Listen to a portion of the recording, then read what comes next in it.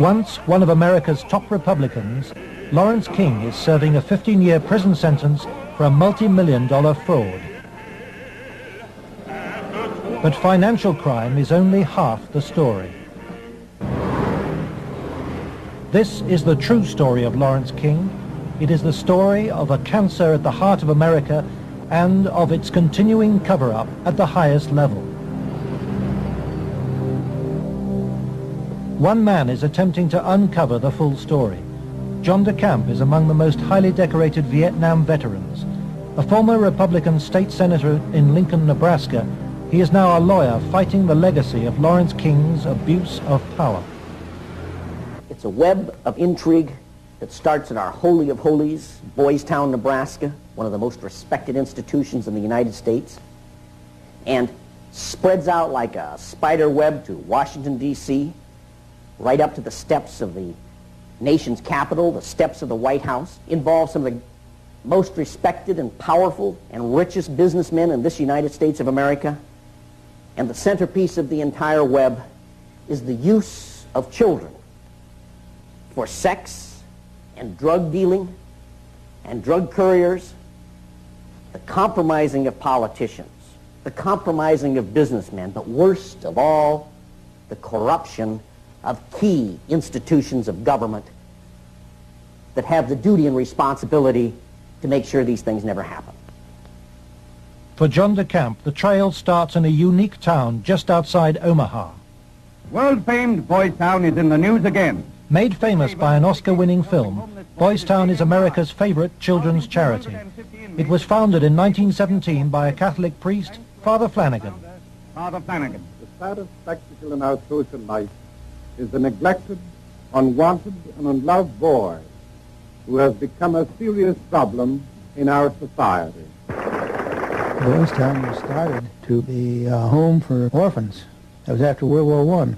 And since then, society has changed and the problems of boys have changed. And so now it's a question of taking care of homeless, abandoned, neglected, abused boys, and now girls also. Boystown has been granted the privileges of an incorporated town, a Catholic diocese, and a school district for 500 children. Boystown has cash reserves of $500 million, but still raises up to $35 million annually, solicited from the public by begging letters and promotional videos. I'm Father Val Peter, the caretaker of Father Flanagan's Stream and the executive director of Boystown. Does Boystown really exist, people ask me? You bet it does. Located in the heartland of America, Boystown youth have come from many backgrounds and locales. As they graduate, they shall seek new adventures and head for different places. But always, they shall carry with them the spirit of Boystown. If you'd like to help Boystown, send your tax-deductible gift to Father Val Peter, Boystown, Nebraska, 68010.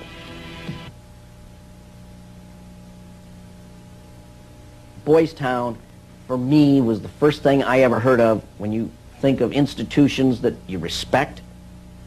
Believe it or not, I was there for a while when I was a young boy. When an institution like that gets contaminated, then you better, if you got any decency at all, do something about it, or at least get it cleared up.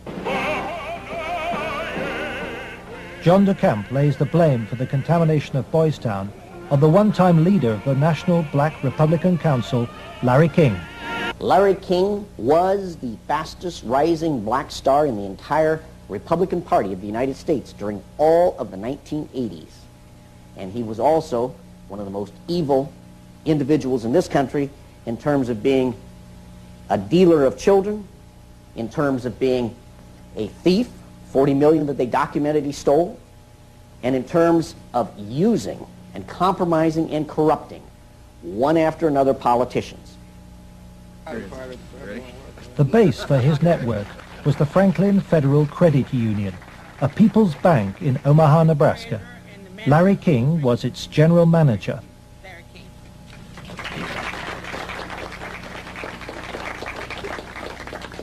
Thank you. This is especially an exciting day for me. Mr. King was a very charismatic person. When he came to the credit union, he was brought in because the credit union was actually failing. He did everything to build the credit union. King courted the leaders of Omaha's wealthy business district. Banks, industry, and charities placed millions of dollars in King's hands. From 1979, Larry King developed close commercial ties to Boystown, and Boystown youngsters were sent to work for his companies. Boystown had quite a few accounts at Franklin Credit Union. Those were considered very valuable accounts. They were handled exclusively by the bookkeeping department. But on the average of once a month or once every 2 months, we always seemed to incorporate a person from Boystown. But King used Boystown not just as a source of young boys for his business. He prostituted them at sex and drug orgies. Paul Benassi was a victim of King's abuse. He was also sent by King to lure Boystown youngsters off campus. We used to just drive around and go up toward the home. That's when we used to do some of the scavenger hunts with picking up some of the kids. You know, just kind of win their confidence, become friends with them for a while. Start inviting them to the parties. The kids were 10 years old or older. In 1986, King's plundering of Boystown was reported by staff to its chief executive, Father Val Peter. Subsequent testimony proves that he carried out his own investigation, but that King's victims refused to talk to him. Monsignor Hupp now blames himself for Boystown's association with Larry King. Well, in retrospect, I regret having any association with Larry King. Had I known it at the time, it would never have happened. Could you understand why a very detailed report from a social worker employed at Boystown, identifying children and identifying their alleged abusers, never saw the light of day? Nothing happened with that. No, I couldn't understand that, because had I known that, I wouldn't put up with that. But is that something like that happened? I don't know of it. Nebraska has a very clear statute that child abuse allegations should be reported to authorities. They shouldn't be reported to the principal of a school, the director of a facility. They should be reported directly to either Child Protective Services or law enforcement.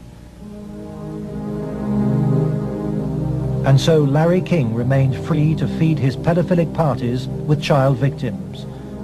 But in 1988, a routine review brought King's involvement with Boystown youth to the attention of Nebraska's State Foster Care Review Board.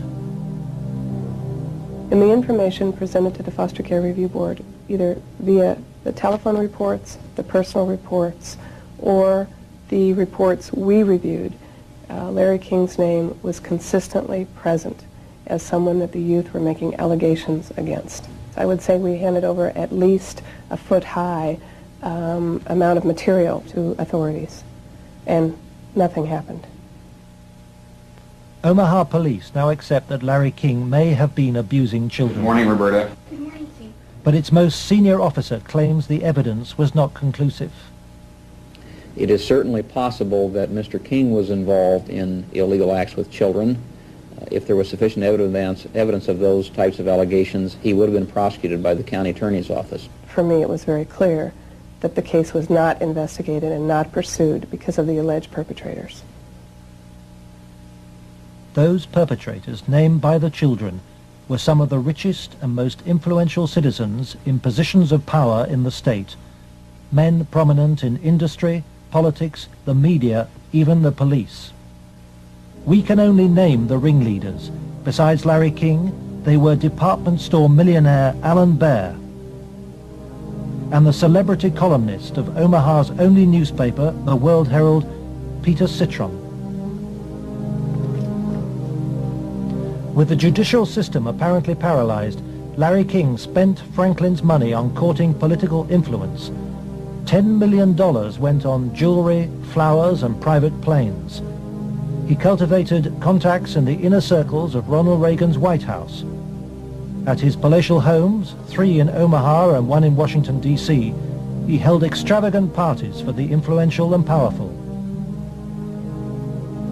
His lavish spending bought him a protected life. Larry King was constantly heralded, cheered, applauded in the news media as the great businessman that's helping the poor people, the black community of Omaha. But King's extravagance attracted the attention of the Internal Revenue Service. As a result, on April the 11th, 1988, the Franklin Credit Union was raided and closed by the FBI.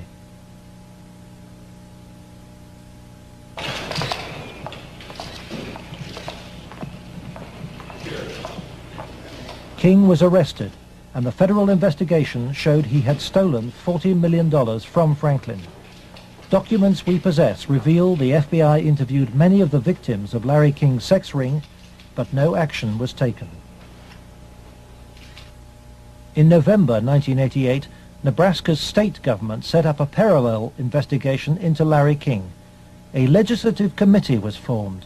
Its chairman was the Republican head of Nebraska's Banking Committee, corn farmer and state senator Lawrence Schmidt.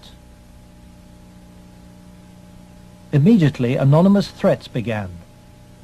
I received a phone call on the floor of the legislature. The caller did not identify himself, but he said, "Lauren, you do not want to have an investigation of the Franklin Federal Credit Union." And I asked who I was speaking to, and they said, "That doesn't matter, but you shouldn't have that investigation." And I said, "Well, why not?" He said, "It will reach to the highest levels of the Republican Party." And we're both good Republicans.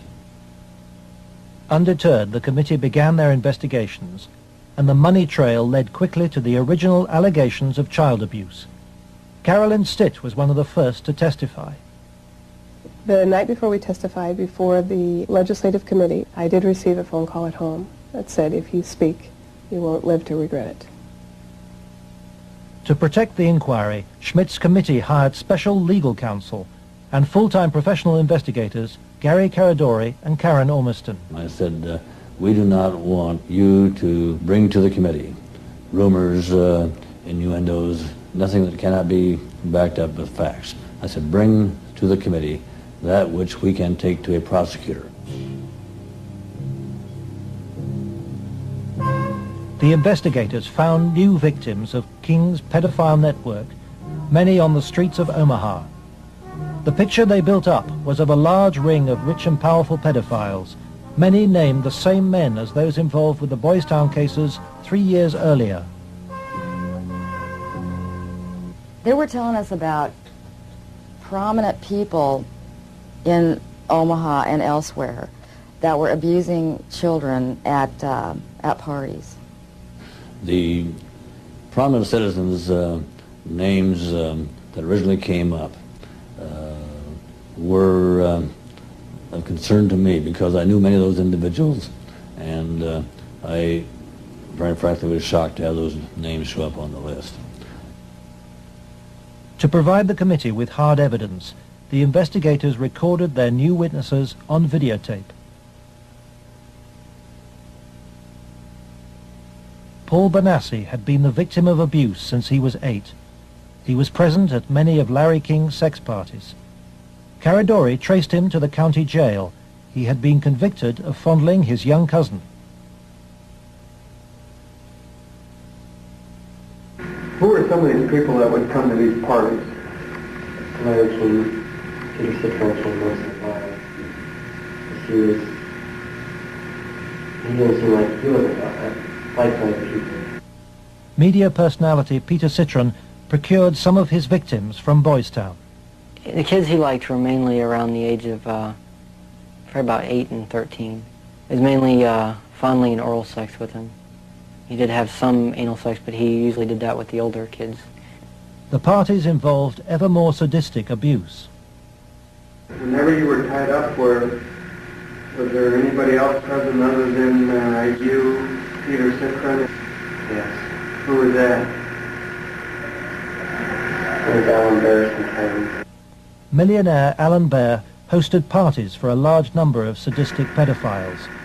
Paul Benassi suffered at their hands. You okay? Yeah.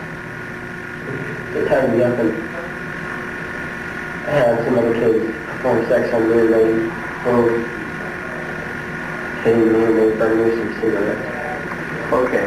Just take a deep breath now.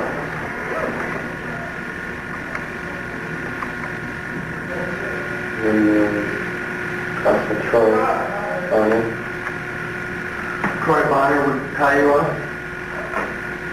He was there.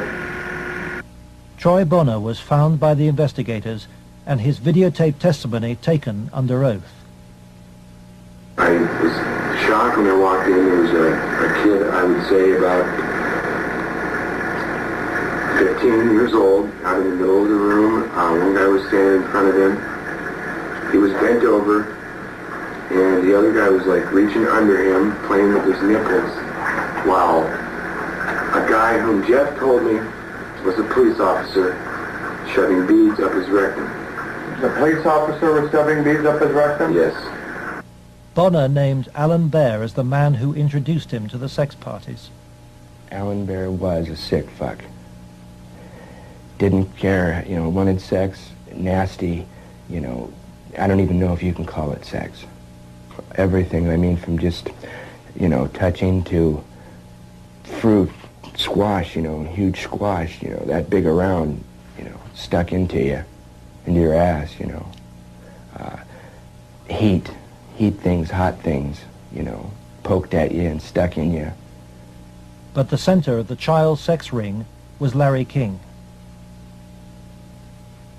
Larry King was the same kind of sick fuck Alan Bear was, except Larry King was more violent, more sure of himself. I got those scars on my arm one night at a party where Larry King, wanted to see how strong a man we were or something, and have us push our arms together, and then you'd light cigarettes, and as soon as you get burning, you just drop them down between your arms and, let it burn. And they made us stand there naked and touch each other while holding our arms together and burn cigarettes where, it's on film someplace.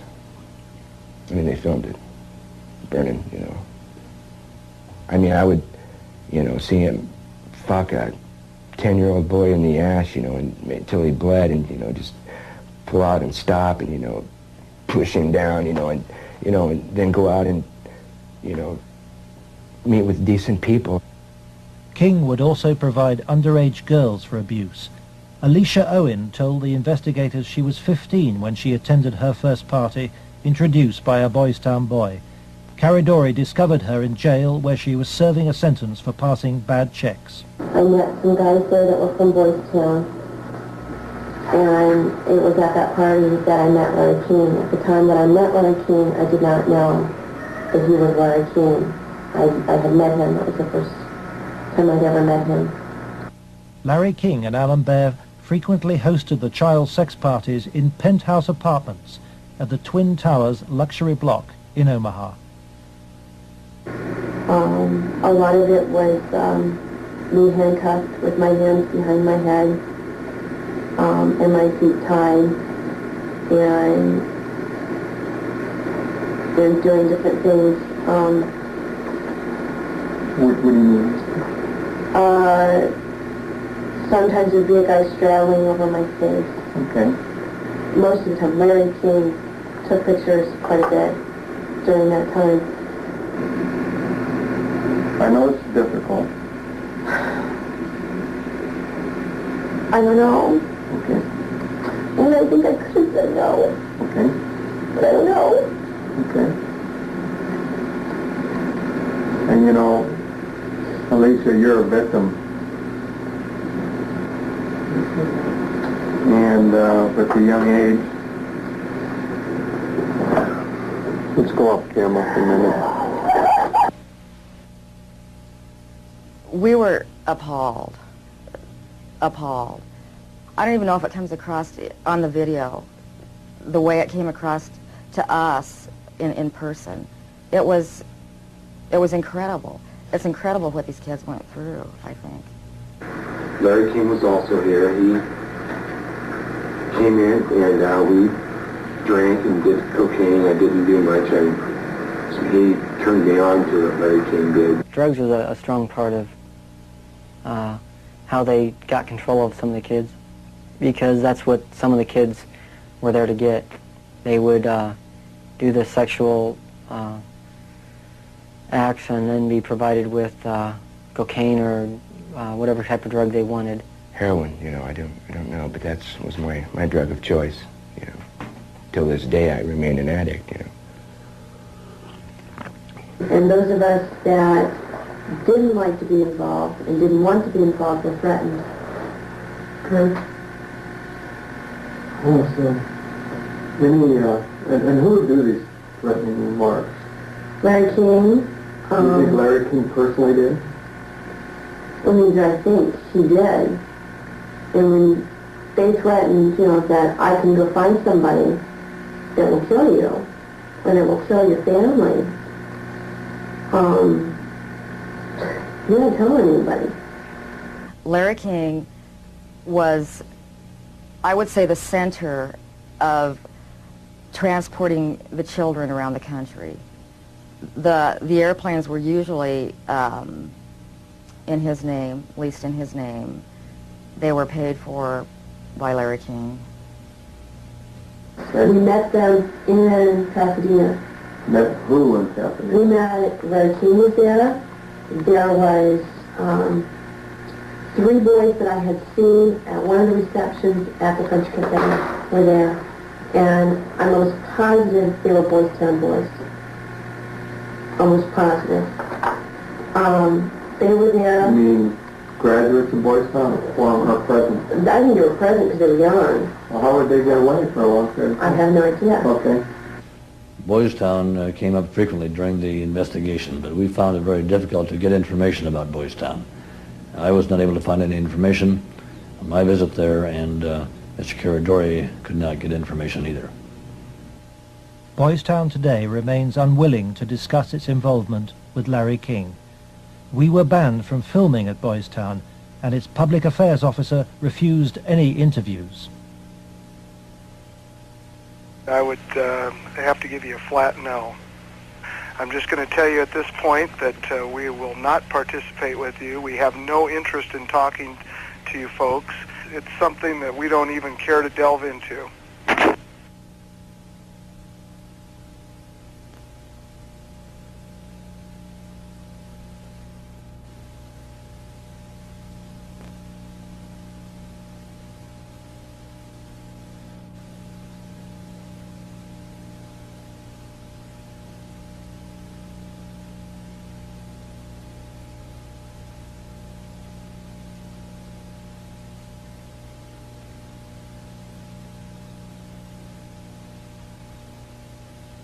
By the spring of 1990, the Nebraska State Committee was convinced by the evidence of an organized child abuse ring.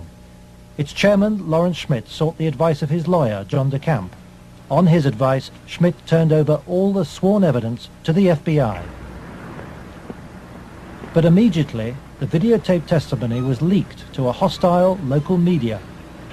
The media immediately started discrediting the witnesses. They were, the witnesses came across in the media, in the Omaha World Herald, especially, as the criminals. The last 3 victim witnesses were demolished by the press, particularly the Omaha World Herald.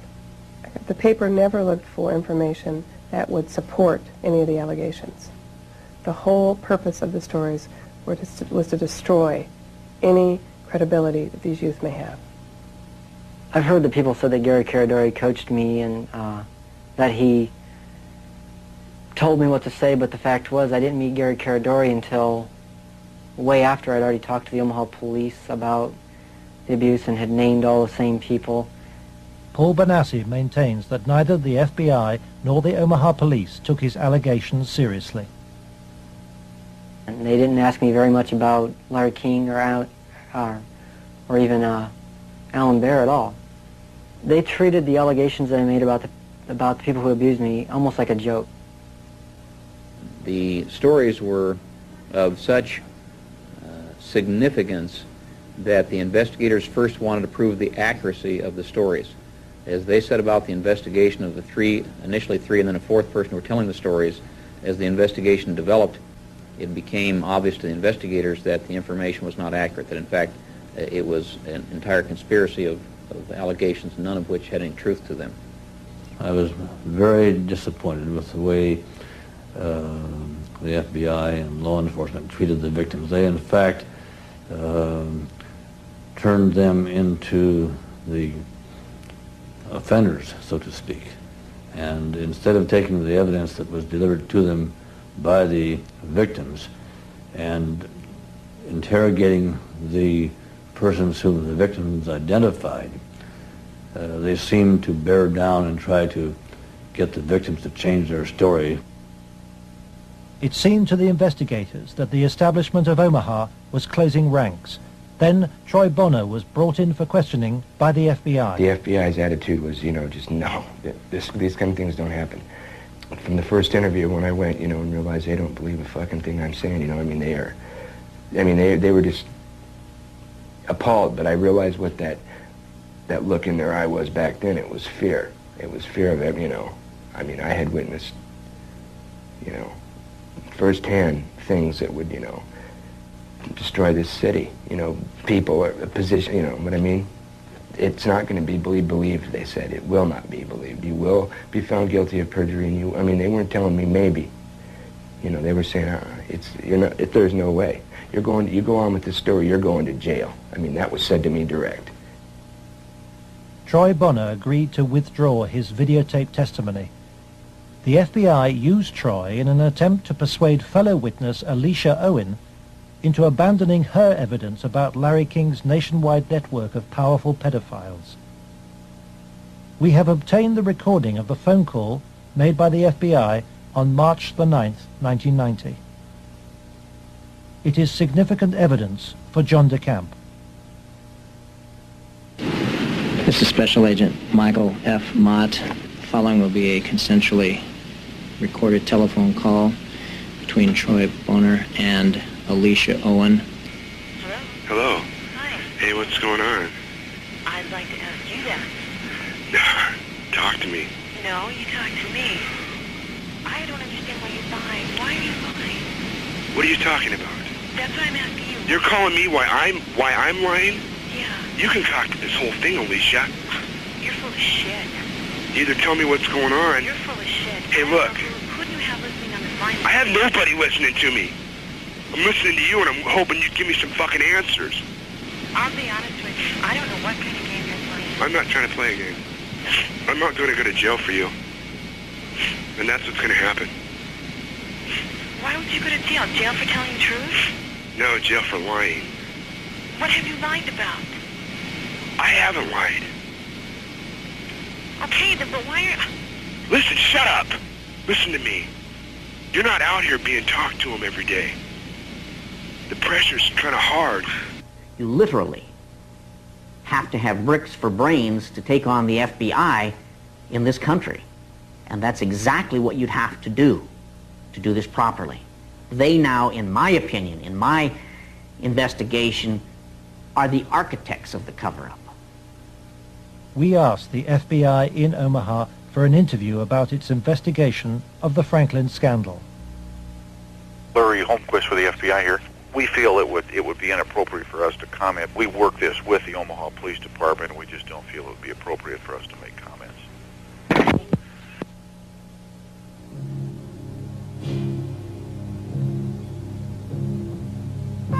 As the investigators sought out new witnesses, they found themselves under constant threat. Gary was threatened several times. His vehicles were tampered with. I would think whoever tampered with them, it was a scare tactic because it was so obvious that they were being tampered with. Gary it was one piece of evidence I know he got that he even said he got one step ahead of him this time. He told us about this book. It was like addresses, telephone numbers, names. He said if they knew he had it, they'd kill him. On July the 11th, 1990, Gary Caradori and his 8-year-old son AJ were flying home from Chicago in his light aircraft. They had watched the All-Star baseball game, and Caradori had been pursuing new leads. Investigators from the National Transportation Safety Board are in Harold Cameron's cornfield trying to determine what caused this private plane to crash, killing its 2 occupants. The bodies of Gary Caradori and 8-year-old AJ were found in the wreckage. National Transportation Safety Board investigators say wreckage from the crash is apparently strewn over a 3/4 to 1 mile long stretch in this field. The fact that the wreckage is scattered over a large area certainly demonstrates that it did break up in flight. The exact mechanism of breakup yet is still unknown. The federal investigation was never able to discover what tore the plane apart. There are things missing from the plane. His briefcase is missing. I think the plane was sabotaged. There's no doubt in my mind. Within 24 hours of the tragedy, all Caradori's records were impounded by the FBI. Gary's widow Sandy is still unable to come to terms with her loss. As a mother, I don't want to ever think that somebody murdered my child, let alone my husband. But I think if you'd ever talk to any parent, be it mother or father, who's ever lost a child, I mean, the worst thing that you can think of is that somebody would want to murder a child. I really feel that somebody killed my brother. And inside me, I know that somebody killed my brother. If somebody could help us out somewhere, somebody knows something. And may God help those who did that to him and his family. The effect of Gary's crash on the investigation, I think, in effect, put an end to anybody else coming forward. There are many victims. We knew of more. There are more. They're still out there. They're afraid to come forward. That's when I was finished, because I figured out if they murdered Gary and his son, there was nothing that would stop them. There was no piece of paper. There was nothing we could come up with that was going to get anything done.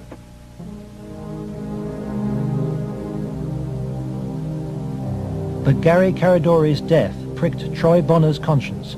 He promised Sandy that he would tell Senator Schmidt's committee about the FBI's pressure which led him to lie. I set the record straight. I was, going to do it. And would, the truth would come out, and somebody would be held accountable for his death.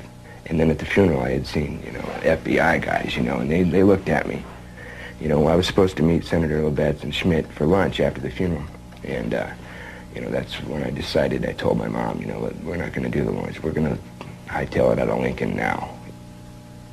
Troy Bonner claims that pressure from the FBI and with the assistance of the county attorney's office in Omaha led him to swear a new statement claiming that he and Alicia Owen had concocted the entire child abuse story. He told this story to the grand jury formed to bring any charges. On July the 23rd, 1990, the grand jury issued a bizarre and contradictory report.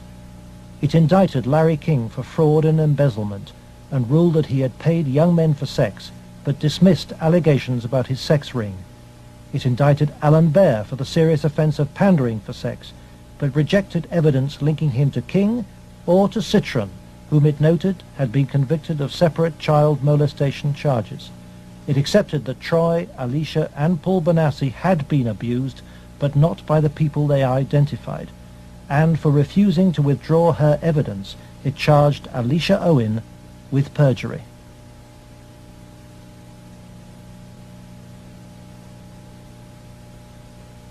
Lawrence Schmidt's legislative committee issued a report denouncing the grand jury. Schmidt acknowledges that the system failed both the victims and him. I had, I think, as distinguished a record as anyone could put together in 24 years. I was told that would be curtailed, and it was. I was told I'd have financial problems, and I did. The message was not lost on most politicians in Nebraska. I think the message that was delivered was, if any legislative committee ever tries to conduct a thorough investigation again, the same thing will happen.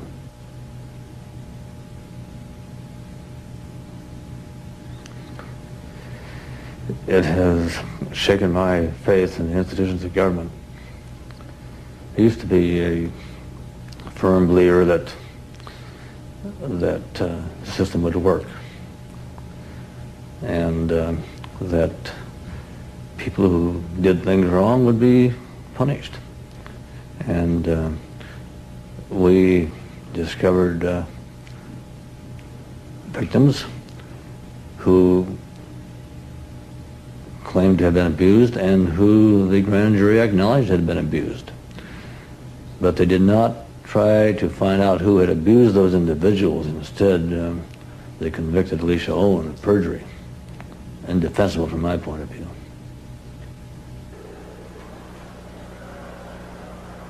The trial took place in July 1991.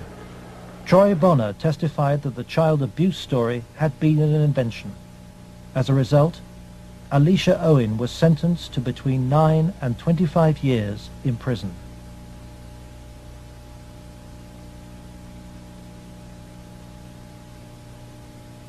I can't find a case in the history of this country where some kid got sentenced to 25 or 30 years in prison for something like this. If you were going to pick a what I call a telesign, something that says something fishy about the whole thing, it was in the sentencing itself. For some reason, they had to send a signal to every kid who was a potential witness. My opinion again. A signal so loud and clear, if you dare to come forward, if you dare to talk, watch what happens. Alan Baer was fined $500 after pleading no contest to a reduced charge of aiding and abetting prostitution. Peter Citron served 2 years of a 3 to 8 year sentence. Thanks to Troy Bonner's lies, Larry King never faced child sex charges. For the $40 million fraud, he was given a 15-year sentence, 10 years less than Alicia Owen. I feel really sick. I should be taken out and shot for doing that. And if that was to happen, I would go willingly.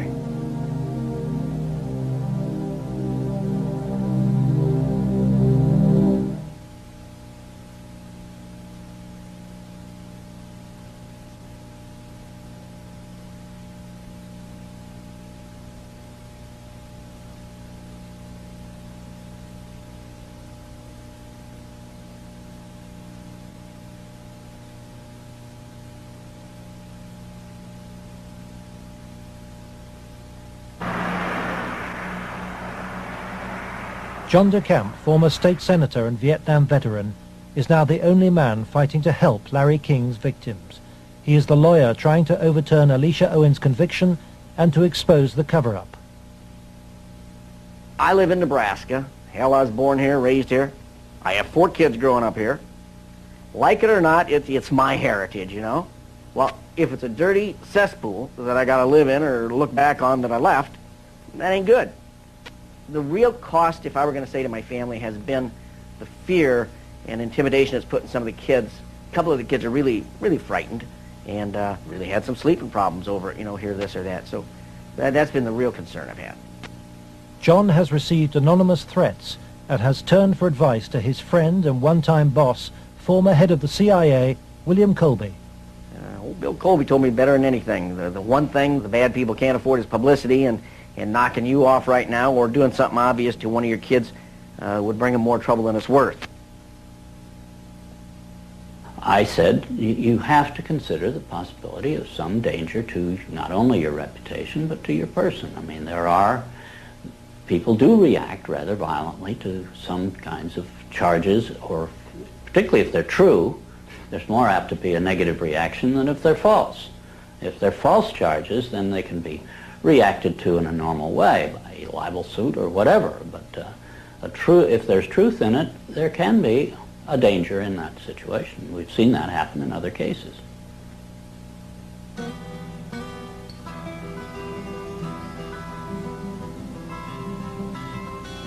John arranges to meet Troy Bonner, the young man he sees as the key to the cover-up.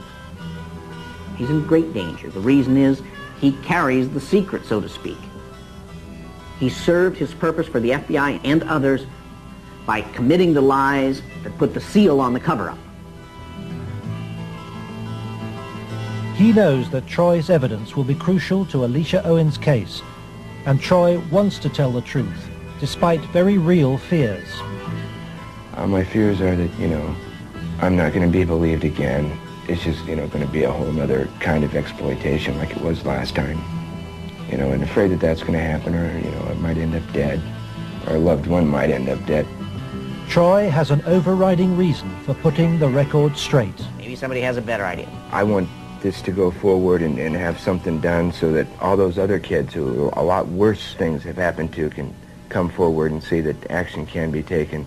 You have to, if you want to protect yourself and your life and your family's life, both now and particularly in the future, is to use the institutions of government that have been set up to protect you and make them work. That means you go into federal court, you go after the people that have done this cover-up, and you expose it so there's no longer any percentage on their part in eliminating you because the secret's out. Yeah, that's why we're here today, to let it out.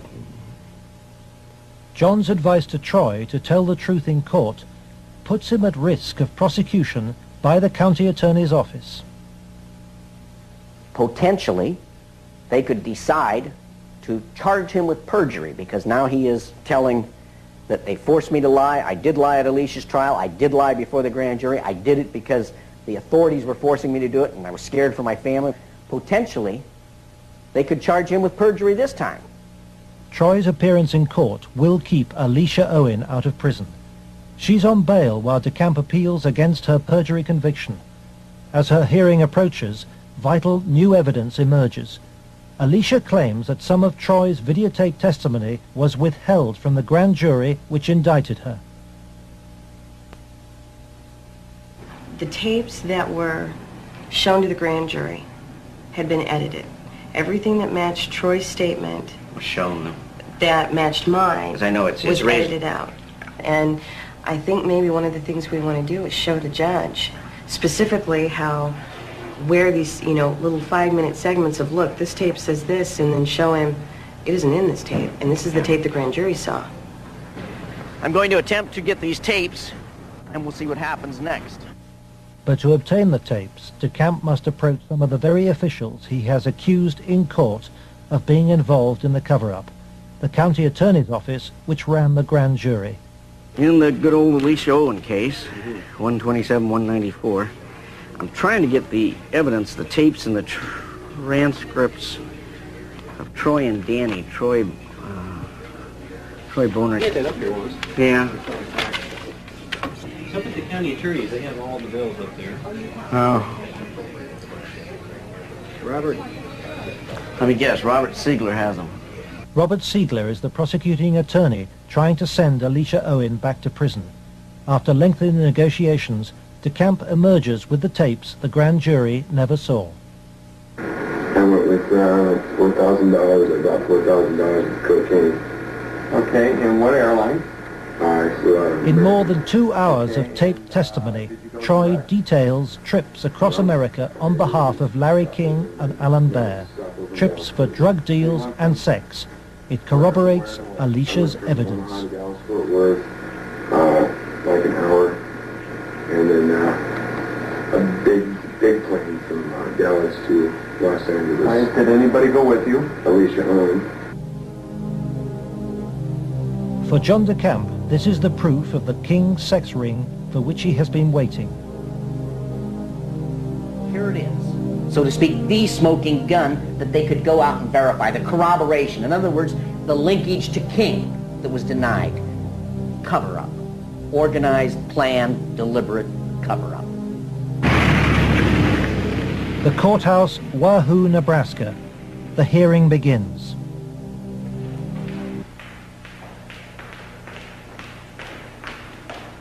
Alicia Owen is ready to testify. So is Paul Bonassi. But there is no sign of Troy Bonner.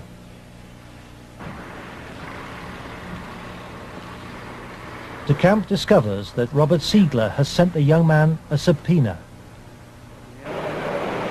Fearing arrest for perjury, Troy has gone into hiding. De Camp is without his most vital witness. Just trying to subpoena him with those guys. Is Troy okay? In court, Alicia's case is adjourned. The county attorney's office begins to search for Troy Bonner, but County Attorney Siegler won't say why. I'd like to ask you whether you're about to charge Troy Bonner with perjury. Oh, no. Every victim witness who stepped forward in any way, or even was a potential witness that somebody heard about, has either been killed, put in jail under some theory or other, terrified or run out of the state, discredited. Every perpetrator, even the convicted ones, have been treated as conquering heroes. Peter Citron lives in the same house where he abused many of his young victims. Alan Baer lives in the most exclusive part of Omaha. He recently bought a downtown shopping mall. Many of the other abusers named by the children have risen within Nebraska's state government and legal system and within the Republican Party. Obviously, the FBI was protecting something a lot more significant than a bunch of old pedophiles having improper relations with little boys. They were protecting something a lot more significant than a bunch of drug peddlers. They were protecting, in my opinion, they were protecting some very prominent politicians, some very powerful and wealthy individuals associated with those politicians and the political system, up to and including the highest political people in this entire country.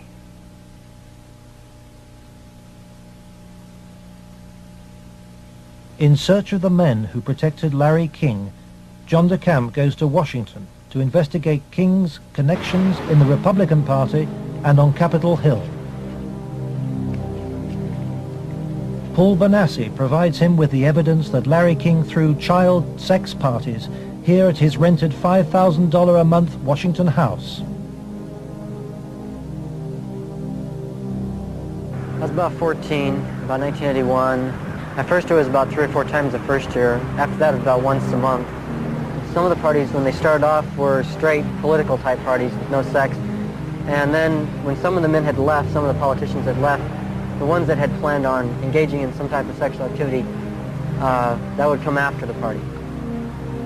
Some of the kids would be held downstairs in some of the rooms where if they acted up or if they started freaking out because of the drugs that they were on, they'd put them in a room that they couldn't get out of, and they would lock them in. What kind of drugs? Anything you wanted: cocaine, heroin, speedballs. You're telling me those speed. things were at these parties where you had Larry King and prominent politicians? Yes. Were they readily available to anybody at the party? At the after parties, they were readily available for anybody. Beforehand, they did it more upstairs than they did anywhere else, and it was kind of in the back rooms. Were any attempts ever made that you know of to expose this situation? As far as I know, nothing's ever been done, and most of the people that were in there had already been, I guess you could say, compromised. King's partner was Washington lobbyist Craig Spence. Spence took youngsters, including Bonassi, on private midnight tours of the White House. So you were in the White House then? Yes. And how did you gain access? Well, I came down with Larry King, but Craig Spence was the one that arranged the trip for us. And it was kind of a gift for our services that we were doing. How many times were you on this kind of a trip? I came to it on 2 times. 2 times. And were you used for sex on those occasions? Not until after we left. After you left the White House? Yeah. What time of night? It was usually around midnight.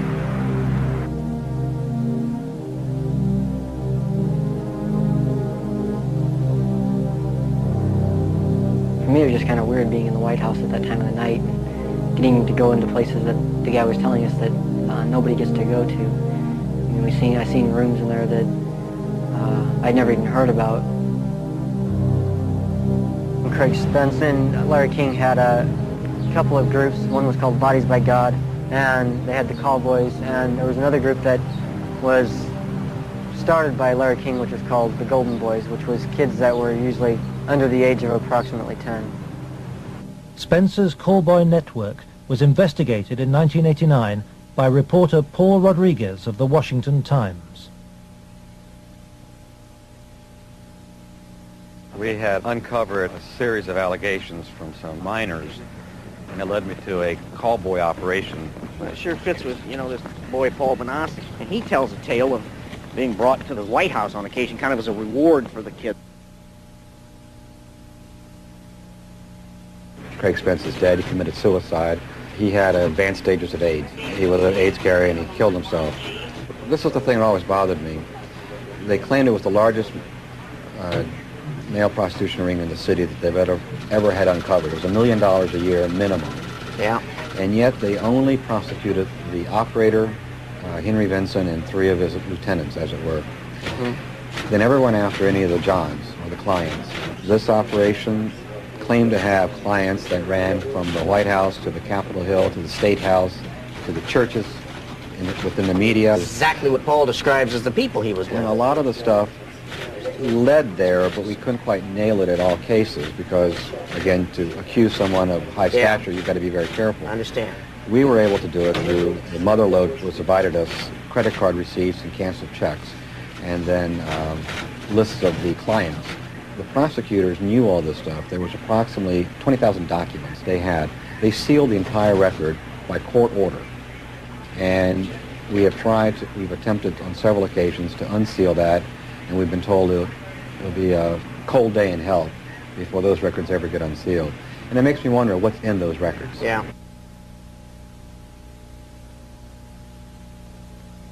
John DeCamp believes that the legal system is still being subverted and that the people protected are still at the heart of the American establishment.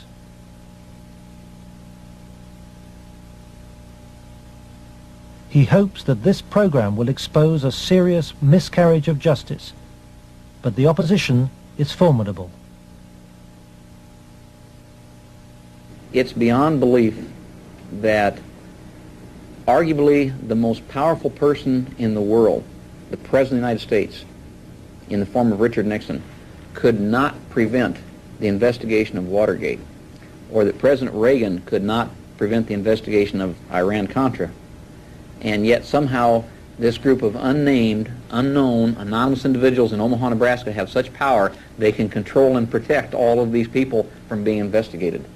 Those allegations are ridiculous. Well, first of all, Nixon did cover up Watergate. Number one. Bush did cover up Iran-Contra, at least officially.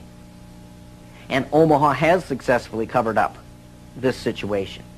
In each case, it was the press that exposed the problem. It wasn't institutions of government. They had been corrupted. They had been compromised. They were the ones doing the cover-up.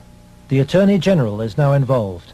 DeCamp's evidence has been passed by William Colby to a senior lawyer in the Justice Department. He did say that the Attorney General's office would be very sensitive to any charges of abuse of children, that this was a matter of considerable priority to the department, that this sort of thing not take place, and that they would assign an officer to look into the case. For John DeCamp, the story of Larry King's corrupt empire holds a dire warning for all America. If you can control about 3 or 4 key elements, you can totally own a state. You can make right wrong. You can make truth falsehood, falsehood truth. If you control the media, if you control the Justice Department, if you control the police, you own the system.